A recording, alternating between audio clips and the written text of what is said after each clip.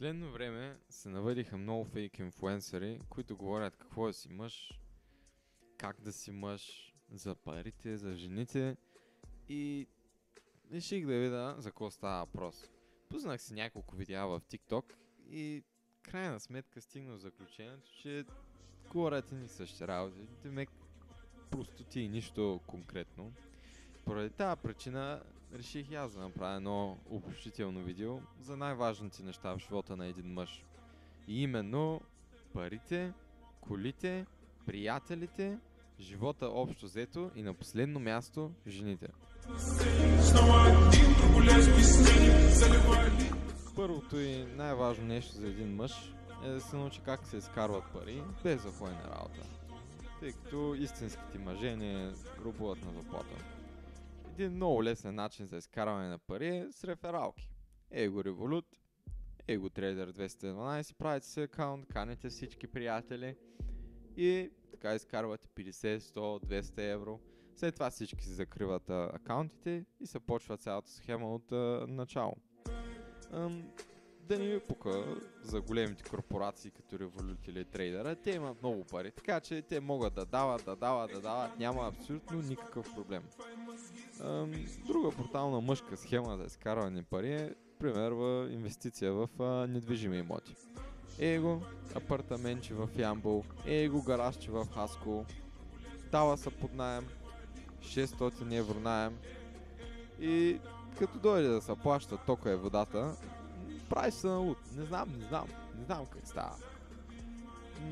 За мен обаче най-мъжката схема за изкарване на пари е казиното. Все пак е супер мъжко да се поема риск и аз съм сигурен, че от казиното човек може да си избие парите винаги. Това съм сигурен на 100%. Веднъж човек удари голямата мистерия, свърши.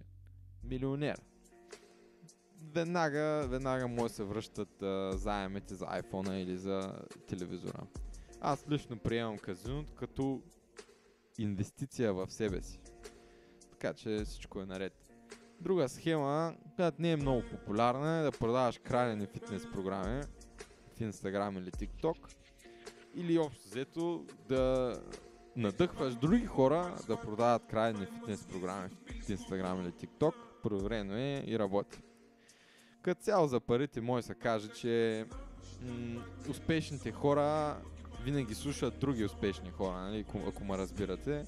И никога не слушат себе си, нали. Истинските мъже никога няма да слушат себе си, ми слушат някой като Андрю Тейт или някакви други, които са изкарали много пари. Тъй, че всяка вечер преди да си легнеш, пускаш си малко видеа да се комплексираш колко пари няма, или колко пари имате и колко са богати и щастливи. И така сигуряваш, че никога няма да си щастлив, докато нямаш 20 жени, 10 коли и 2 аборта.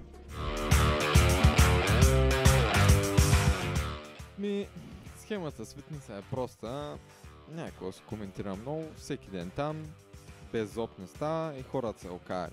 Без с мускули, не с акъл, тъй че няма какво да мисли. Някои хора казват, че колата и жената са на късмет. Въобще не ги слушайте, не си правите да ги слушате. Това са льолевци, тия хора не става нищо от тях. Колата трябва много хубаво да се помисли и има няколко важни условия, кажи речи, които казват коя кола е става за мъж, коя не е мъжка. Първо, най-важното е колата да върви нага, защото иначе е много скъпо до София да се ходи или до морето. Колата трябва да е 2010 година, защото всички знаем, че старите коли са вечни, старите двигатели вървят вечно, там няма никакви проблеми и танк да ги гази, пак ще вървят. Аз лично мога препоръчам колите от 1998 до 2004 година. С тях никога не е имал човек проблем. Аз не съм чувал никой да е имал някога проблем. Иначе за марките, то е ясно, те са немски, три са марките, BMW, Audi, Mercedes. Аз лично бих заложил на Audi, защото чух, че вървят повече и са някакви по-мъжки. Така от чувство го казвам. Всички други марки, сега някакво да ги мислим, те са или таксита или каруци. въобще трябва да се махнат въобще от един истински мъж не мисли за тях. Другото, което е важно е колата да е на дизел, защото като иззад черно отзади е много яко. Все едно много върви. Плюс това, бонус, че цялата схема е, че като е дизел, мацките се кефят много. Разбира се, човек може да си купи и джип, нали, това не е изключено, но за да има човек, нали, един истински мъж джип, трябва да има много татуси на лъвове, на черепи, на кръстове и такива работи. Тогава е окей да се кара джип. Ще цитирам един филм. Първо правило за приятелите: истинските мъже нямат приятели. При тях хората се делят на 4 групи. Семейство, което мразят, познати за ефтини авточасти, льолевци, които да клатят, и успешни хора с много пари, които, нали, евентуално да дадат заем. Другото, което е важно, е приятелите да сте богати. Нали. Защото ако отидете на казино и той не извади 1000 лева на голямата мистерия, какъв човек е той? Не става. Директно тръгваш си, блокираш го всички социални мрежи и това е. Точка, свърши. За мен един мъж трябва да има поне 10 лева в джоба, който да е готов да ги извади веднага.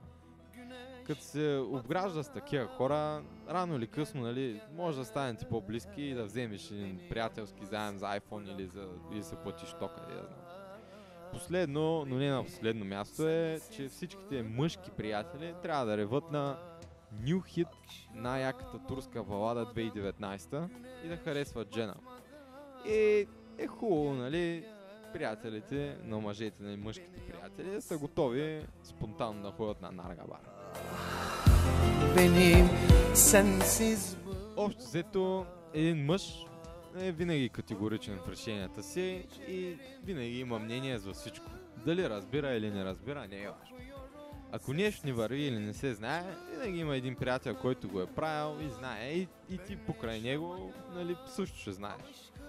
Общо взето, който играе срещу теб или не е съгласен с теб, е враг. Винаги човек трябва да има избор.